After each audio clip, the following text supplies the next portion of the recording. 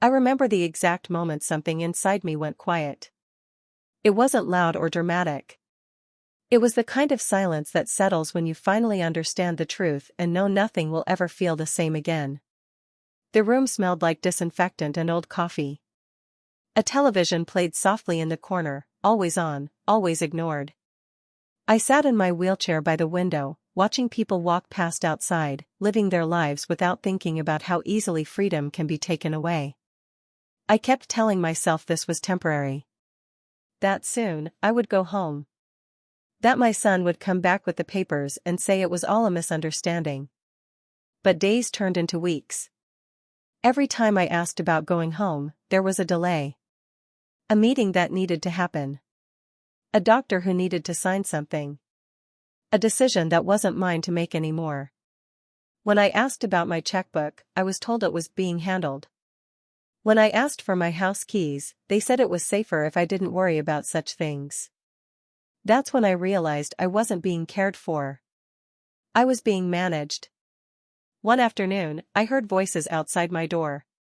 I wasn't meant to. They thought I was asleep. My son's voice sounded calm, almost relieved. He talked about how things were simpler now. How I didn't ask for much. How this place took care of everything.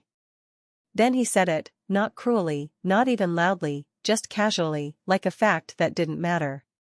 She won't need much anymore. I stared at the ceiling, my heart heavy but steady. I didn't cry. I didn't shake.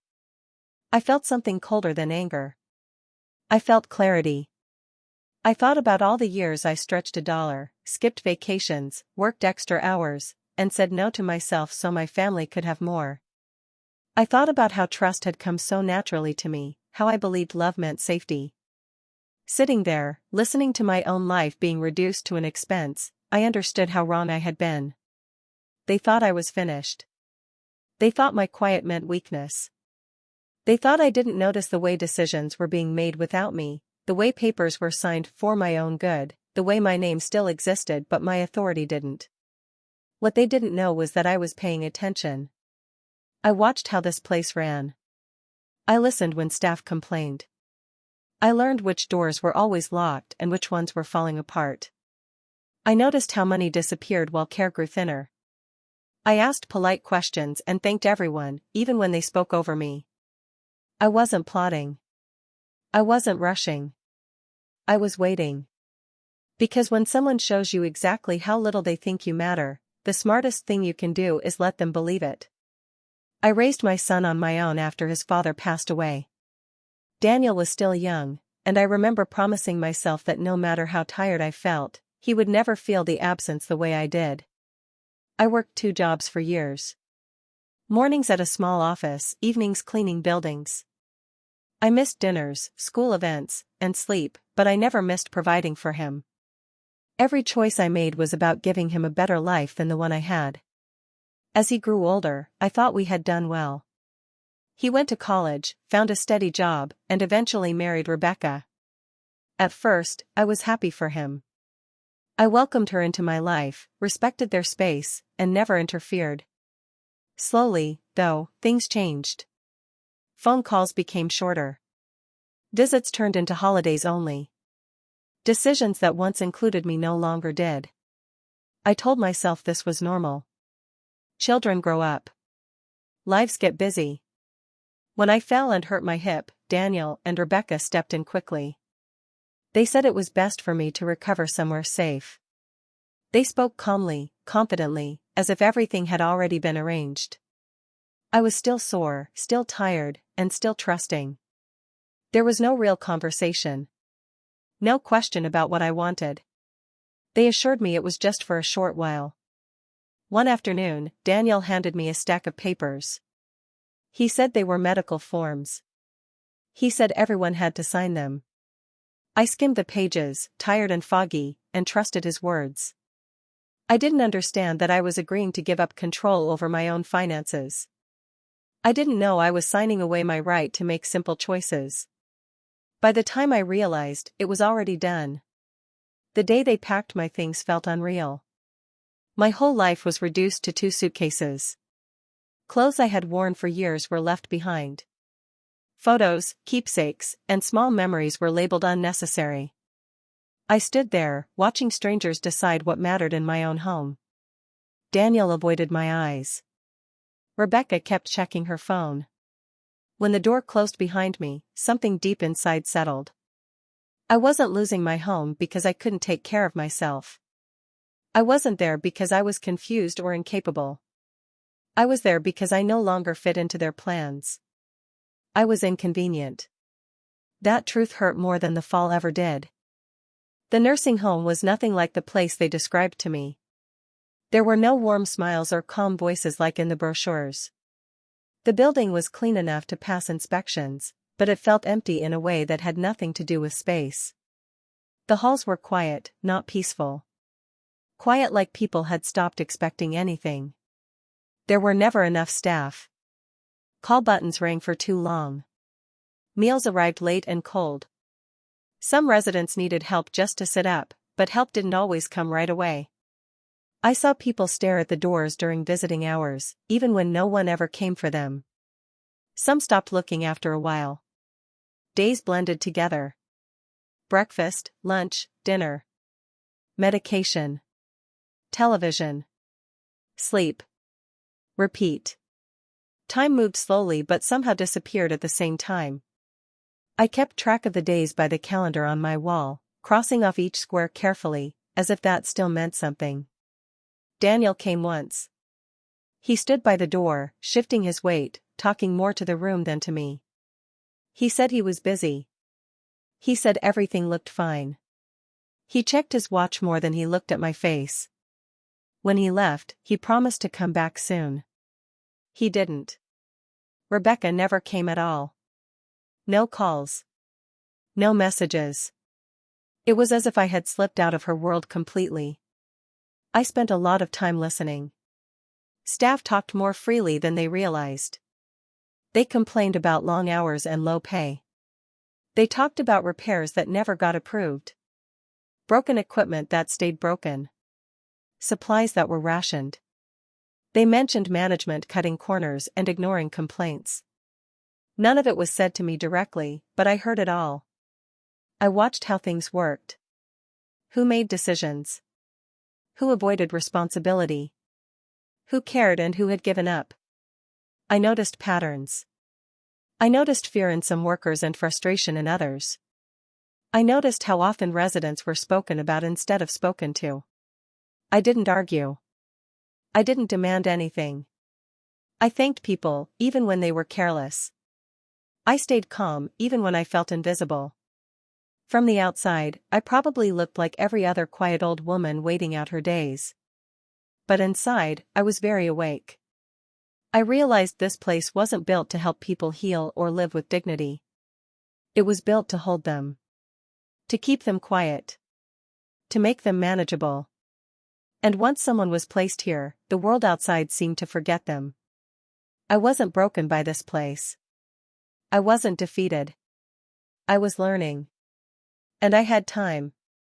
There was something about me that my family never bothered to learn. I never talked about money, not because I didn't have it, but because I believed it changed how people loved you. After my husband died, I learned to be careful. Careful with feelings, careful with promises, and careful with every dollar. My father had left me a small inheritance years ago. It wasn't life-changing at the time, but I didn't spend it. I put it away. I asked questions. I chose safe investments. Nothing flashy, nothing risky. Over the years, I added to it little by little. Extra hours. Missed comforts. Quiet discipline. I treated money the way I treated responsibility, something to be handled quietly and wisely. Daniel never knew. I never corrected him when he assumed I lived only on Social Security. I let him believe I was getting by, nothing more. I thought it kept things simple. I thought it protected our relationship. I didn't want gratitude tied to numbers. I didn't want love measured in dollars. After I was placed in the nursing home, I finally asked for a full review of my finances. Not through my son. Not through the people who now spoke for me. I asked for an independent advisor, someone outside my family. When we sat down together, he spoke slowly and directly, like my words mattered. That alone felt rare. As he went through the accounts, I felt something shift. Not pride. Not excitement. Awareness. I had more than enough. More than I had ever allowed myself to admit. Enough to make choices. Enough to protect myself. Enough to never have needed permission from anyone. The advisor looked at me and asked what I wanted to do next.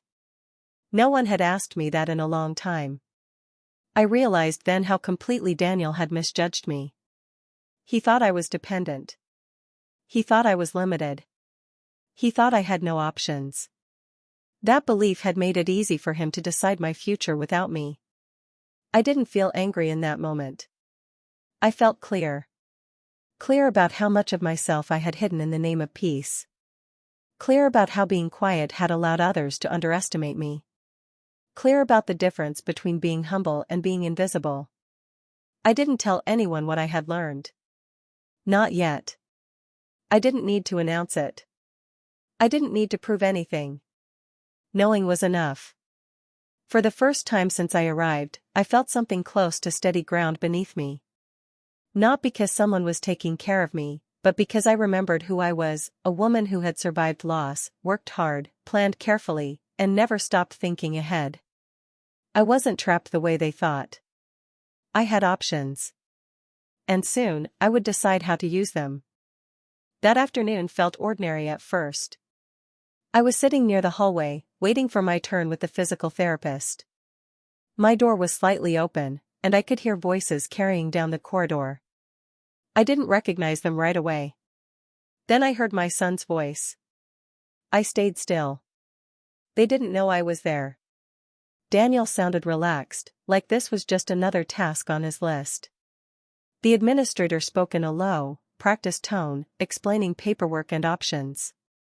Words like long-term placement and care planning floated through the air.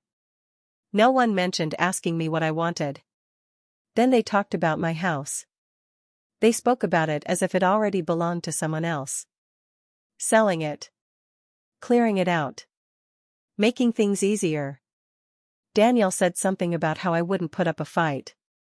How I trusted him. How I wouldn't argue. Rebecca laughed. Not loudly. Just enough to hurt. She said I was out of the way now. That things were simpler. I felt my chest tighten, like the air had been pulled out of the room. For a moment, I thought I might cry. For a moment, I thought I might stand up and confront them, demand answers, remind them who I was. But I didn't. I stayed where I was. I listened until their voices faded and the hallway returned to its usual quiet. My hand shook, but my mind was clear. That conversation took something from me, but it also gave me something I hadn't had before, certainty. They weren't confused. They weren't trying their best. They had made a choice. A clean one. A final one. That was the moment I stopped hoping they would come around. I stopped waiting for kindness or guilt or regret. I understood that if I wanted my life back, I would have to take it myself. I didn't scream. I didn't call them later. I didn't let them see what they had done. I smiled when I saw them after that. I thanked them for checking in. I let them believe everything was settled. Inside, something hard formed. Not hatred. Not revenge the way people imagine it. It was resolve. Calm and steady. I began thinking carefully. About timing. About silence. About how people underestimate you when they believe you're powerless. About how permanent decisions are often made by those who speak the least.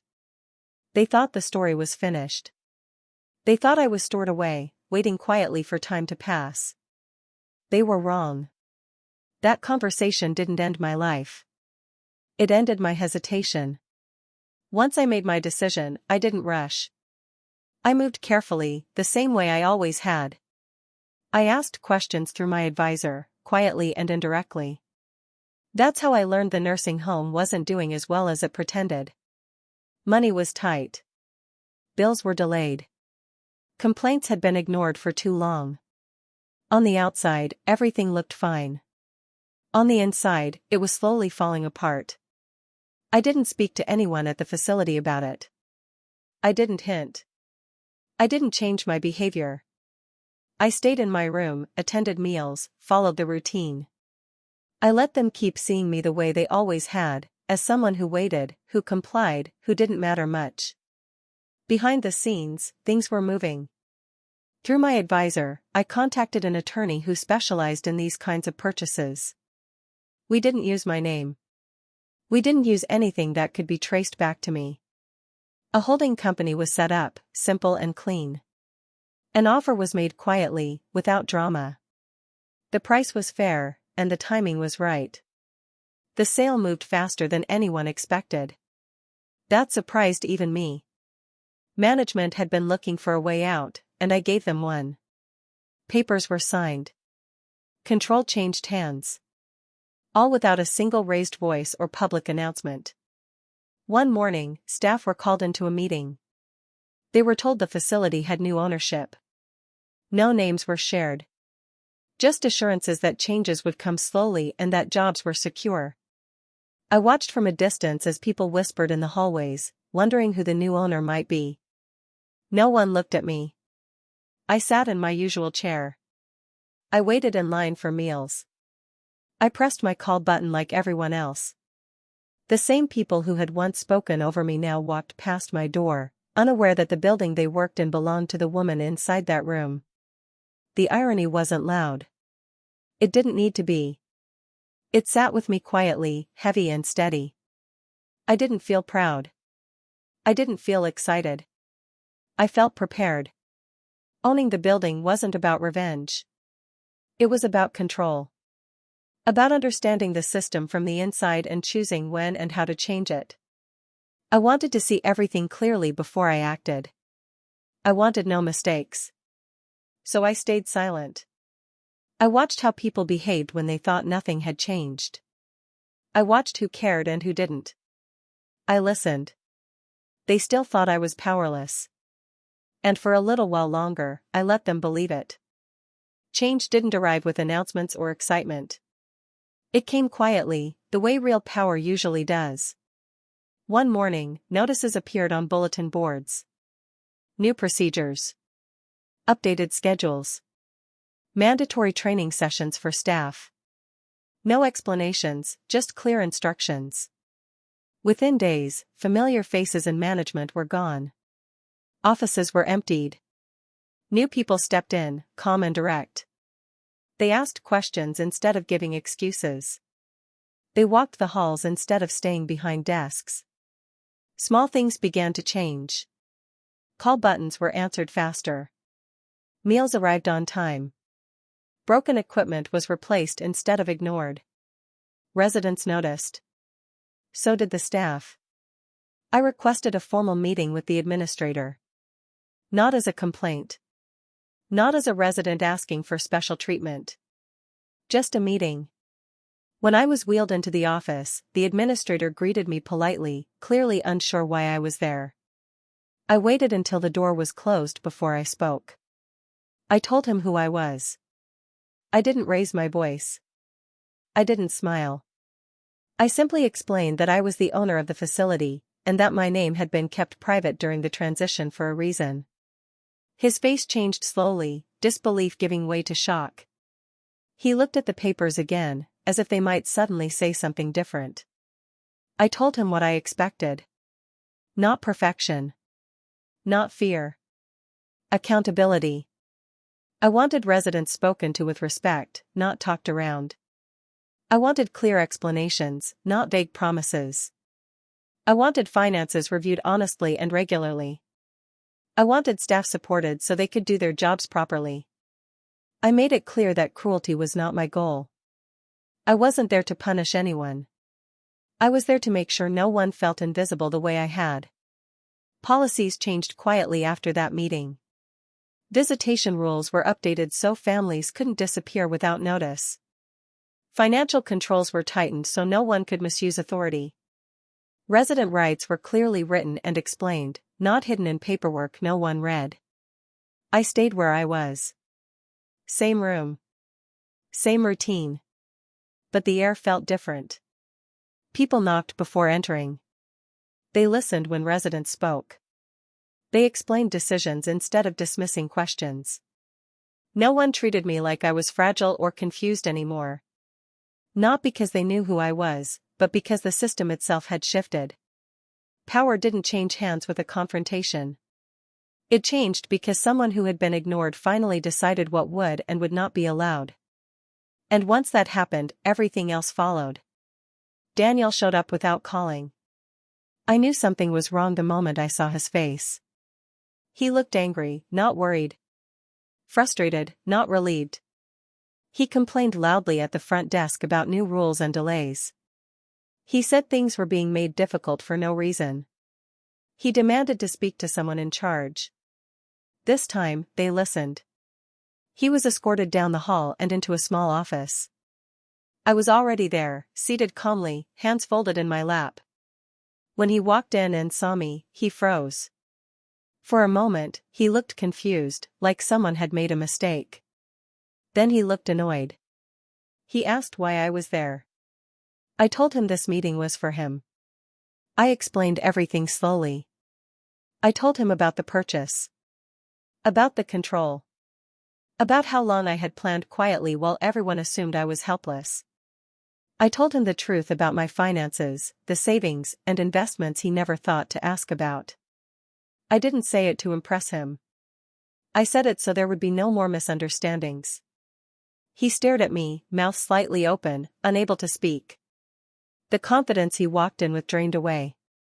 I could see him replaying every assumption he had made, every decision he had taken without me. Rebecca started speaking before he could. Her voice was sharp and nervous. She asked what this meant for the house. For the plans they had made. For the future they thought was already settled. I told her the house was no longer part of any discussion. It wasn't being sold. It wasn't being decided on without me. That plan was finished. Daniel finally spoke. He said he was sorry. He said he didn't realize. He said he thought he was doing the right thing. I listened. I didn't interrupt. When he was done, I told him something simply and clearly.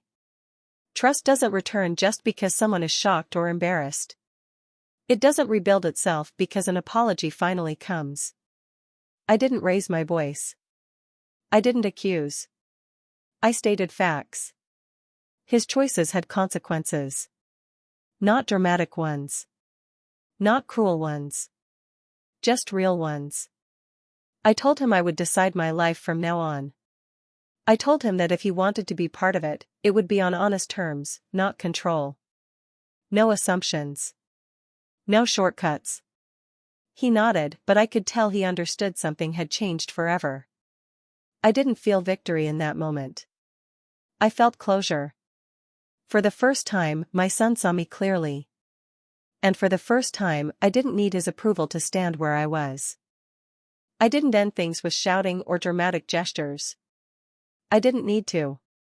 The damage had already been done, and drama wouldn't have healed it. What I needed was space, clarity, and control over my own life again. I chose to move into a private assisted living apartment. Not because anyone pushed me there, but because I wanted comfort without losing my voice. I toured the place myself. I asked questions. I read every document carefully. For the first time in a long while, every decision was mine. I revoked Daniel's financial authority.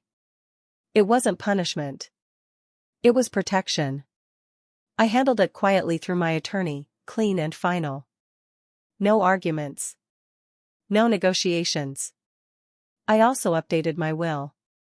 I didn't do it out of anger, but out of honesty. Things had changed, and my plans needed to reflect that. Rebecca was no longer allowed to speak on my behalf. That boundary was firm. She didn't argue it. She didn't apologize either. She simply stepped back, and that told me everything I needed to know. Daniel did apologize again. This time, his voice shook. He said he hadn't understood how far he had crossed the line until it was too late. I believed that he was sincere. I accepted the apology, because carrying resentment would only hurt me. But acceptance didn't mean restoring access. I didn't give him control again. I didn't hand back authority. Some things, once broken, don't return to their original shape. Trust was one of them. Our relationship became simpler and quieter. We spoke as equals, not as someone managing another person's life. He no longer made decisions for me. He asked. Sometimes I said yes. Sometimes I didn't. That balance mattered. I learned that love doesn't excuse betrayal. Caring about someone doesn't mean surrendering yourself to them. Family doesn't mean giving up your dignity. I felt lighter after that. Not because I had won anything, but because I had stopped shrinking to make others comfortable. I had reclaimed my place in my own life. Peace came not from revenge, but from choosing myself, calmly, firmly, and without apology. Sitting in my apartment, I often think about how things began and how far I've come. The fall that brought me to the nursing home now feels like the starting point of a long lesson, not just about betrayal, but about patience, awareness, and strength. I realize that growing older doesn't mean giving up control. It doesn't mean letting others decide your worth. It means knowing yourself well enough to take back what belongs to you, quietly and carefully. The nursing home itself has changed completely. It's no longer a place where residents are overlooked or forgotten. Staff follow clear policies. Residents are treated with respect. Problems are addressed, not ignored. I hear laughter in the halls sometimes, see conversations that aren't rushed, see people cared for in ways that feel meaningful. Watching it now, I understand that change doesn't need drama.